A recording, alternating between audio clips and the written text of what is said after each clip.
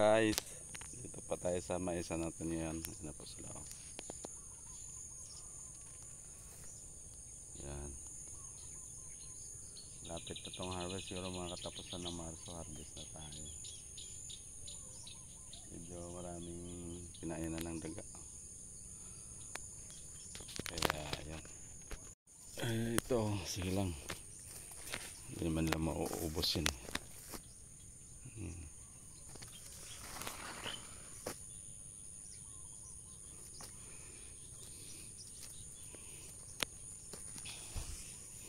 Ganda sana yung ano niya, kaya lang medyo nga yun, problema, naging malaka yung tubo, pero malalaki naman ang buong.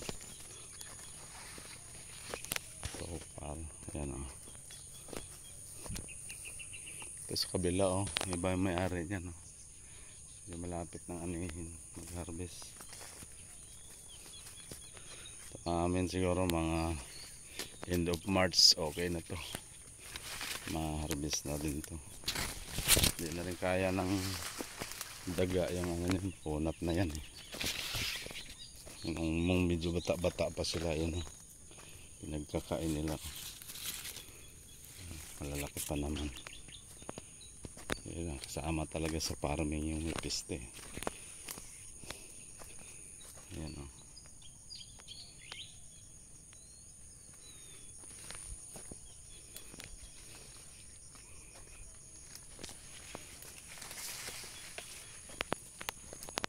Oras ngayon mga 6:45, so magang maga pa kami malas ni Utol. Dala rin ako ng niyog na pangtanim para pupunta tayo dito ay mamakuha tayo.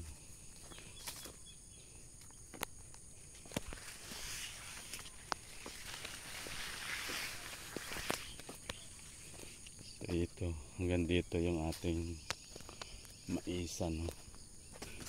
Kung may bakod yan, pero yung portion na yan dating maisan, kakuwari daw nila ngayon. Yan, tag-init. Uy, naputol mo dito. Anong bakod, ah.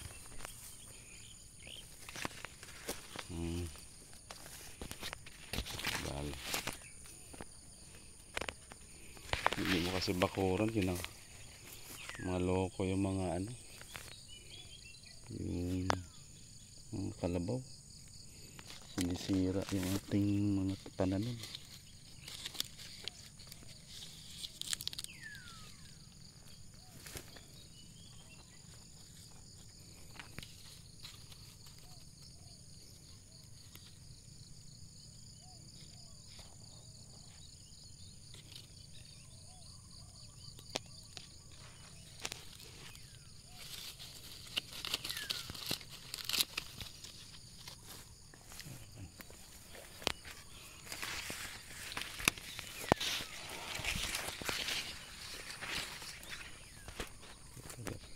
Ganda rin.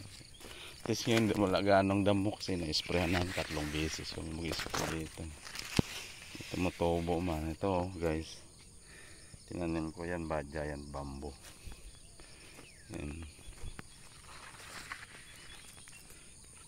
Yan yung project ni Manny Pinyol, padamihin yung mga giant bamboo. Tubuhin na sila.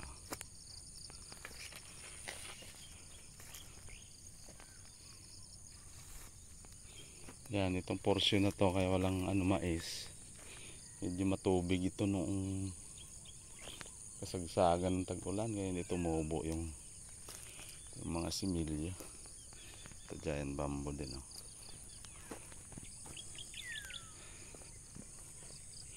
Yan guys, kakwari nila. Kaya pinuputol nila yung mga puno. Ang mangyayari niyan pagka mabilis matuyo na yung ano, kasi wala na mga puno. Dati mapuno yun, tuyo yung ilog.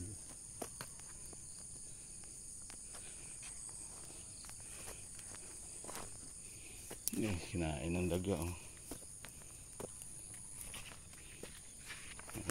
marami kinainan ng daga. Daming daga dito kasi yan. Yan sila. Gutom din eh. Kailangan din nilang kumain.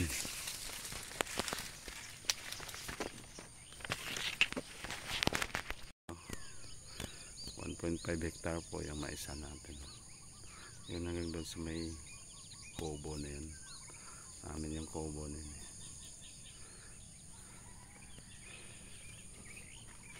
So para wala siyang damo ngayon. Maganda. Kasi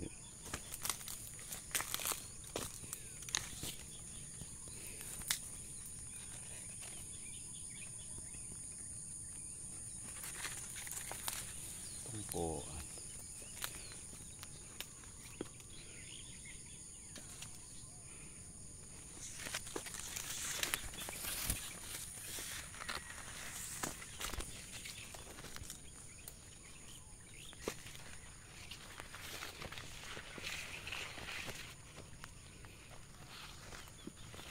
Kahit paano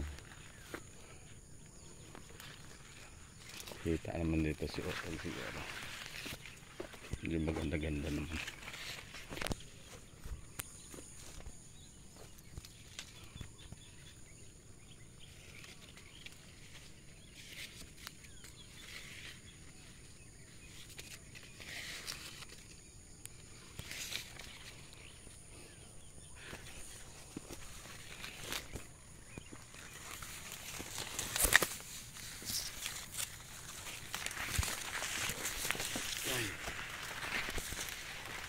Guys, hanggang dito yung maisa natin. Yung boundary na yan, tubuhan yung kabila. Kaya pag nahuli ka dito, lahat ng piste mapupunta sa iyo. Daga, piste sa mais, yan. Lahat yan sa loob mo pag nahuli ka. So parang maganda sana ang tubo nyo. Ayan, bunga nyo. Dito malinis kasi wala, linis yung paligid, walang daga. Pero banda roon medyo marami. Sa bandang ilog daming daga.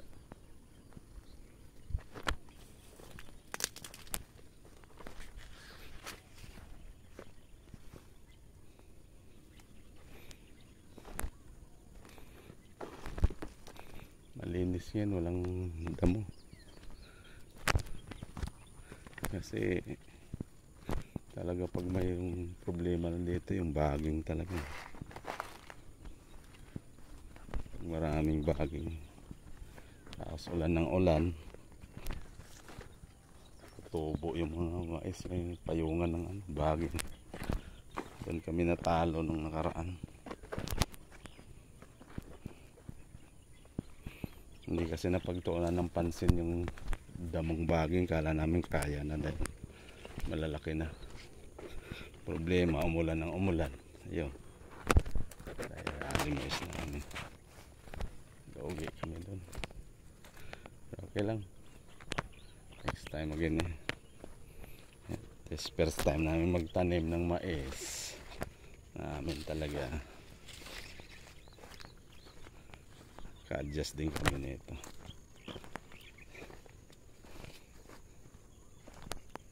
Yung magastos lang guys ang pagtatanim ng mais. Pero kung maganda naman ang tubo, yun lang problema pagbintahan na naman.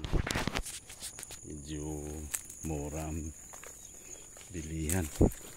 Lalo kung maraming production. Ano, tataas yung mais natin.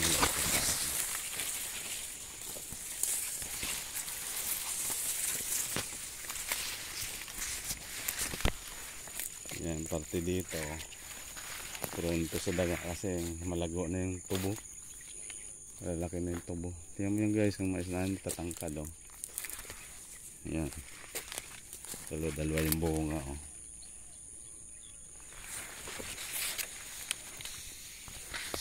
Killer 101 ng ating binhi, nabili lang namin sa online. Kasi pag bumili ka sa mga agri-supply, nakapakamahal. Isipin mo ang isa niyan sa 6,000, 10 kilos. Less 10 kilos pa. Eto, nabili lang namin.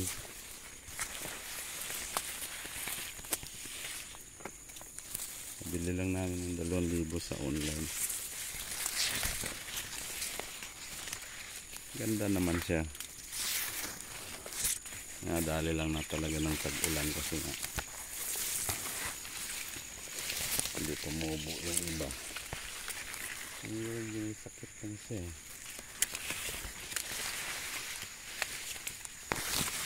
Magiging matured siya kung wala sa oras. Ayan o, ganda ang bunga niya. Ang laki.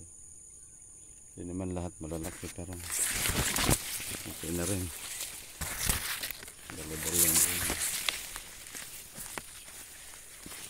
Malapit na siya. So parang kinain ng daga doon lang sa malapit sa ilog eh. Tirahan kasi ng daga eh, kailangan malinis din namin yun. So ayan, lapit na tayo sa ating kubo. O ito, may kinain na. Kinain na ng daga. Yan guys, so, 3 yung bunga. Isa maliit.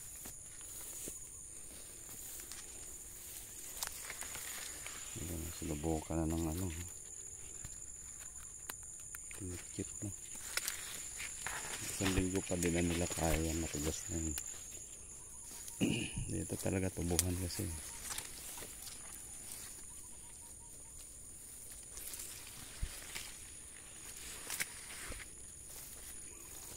Itong portion na to palaging maliliit talaga ang bunga dito ang mais. So bakit maliit siya, namumunga. Dati hindi namumunga yun. Magulang lang. Yan ang kinit-kit ng daga.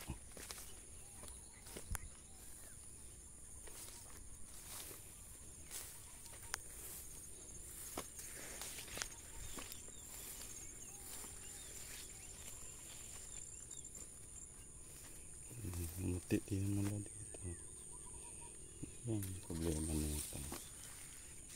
Biglang gumulang.